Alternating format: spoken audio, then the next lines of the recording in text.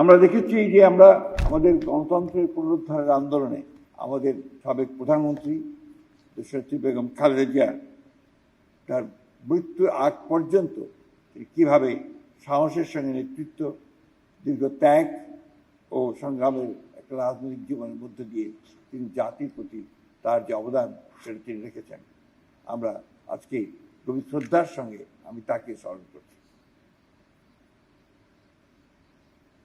বঙ্গভবনের ইতিহাস সম্পর্কে আমি আপনাদেরকে বলতে চাই না, কারণ আপনারা অনেক বেশি আমার চেয়ে জানেন। আপনারা জানেন যে এটা 1980 সালে দিলখুশা গার্ডেন হাউস বলা হতে থাকে, এবং পরে 1905 সালে যখন বঙ্গভঙ্গ হয় তখন আপনার এখানে গভর্নরের কার্যালয় বাসভবন হিসাবে গভর্নমেন্ট হাউস নামে পরিচিত ছিল। 1947 থেকে 71 সাল পর্যন্ত এটা ছিল পূর্ব পাকিস্তানি গভর্নরের বাসভবন। 1971 সাল থেকে এটি গণপ্রজাতন্ত্রী বাংলাদেশের রাষ্ট্রপতির সরকারি বাসভবন হিসেবে ব্যবহৃত হয়ে এসছে। এখানে অতীতে যারা এসেছেন এই বঙ্গভবনের রাষ্ট্রপতির দায়িত্ব পালন করেছেন তারা আমার চাইতেই অনেক অভিজ্ঞ মানুষ ছিলেন। আমি তাদেরকেও শ্রদ্ধার সঙ্গে আজকে মনে করছি এবং তাদের অবদানের কথা আমি সেইভাবে স্বীকার করছি।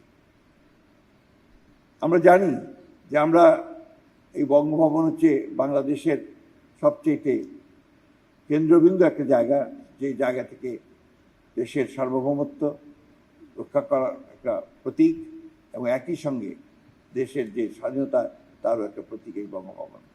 সেজন্য আমরা যারা এখানে কাজ করছি আমাদের দায়িত্ব হবে সকলের সঙ্গে একসাথে থেকে আমরা যেন দেশের স্বাধীনতা সার্বভৌমত্ব এই ব্যাপারে সবচেয়ে বেশি মূল্য দিতে পারি, এবং দেশের প্রতি মানুষের প্রতি যেন আমরা গভীর ভালোবাসা, সম্মান ও রাষ্ট্রের প্রতি সবচেয়ে আনুগত্য রাখতে পারি, সেই বিষয়টা আমাদেরকে অগ্রাধিকার দিতে হবে।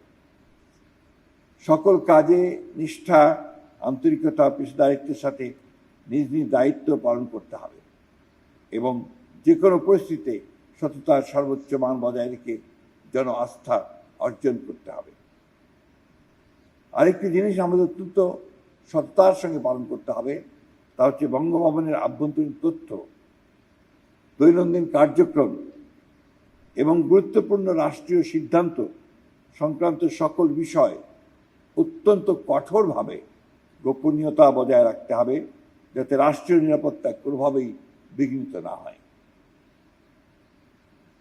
সকল রাষ্ট্রীয় ব্যয়ের ক্ষেত্রে আমাদেরকে সাশ্রয়ী হতে হবে, দায়িত্বশীল মনোভাব অবলম্বন করতে হবে এবং জনগণের অর্থ যেন অপচয় না হয় সেদিকে আমাদেরকে সব সময় সতর্ক দৃষ্টি রাখতে হবে।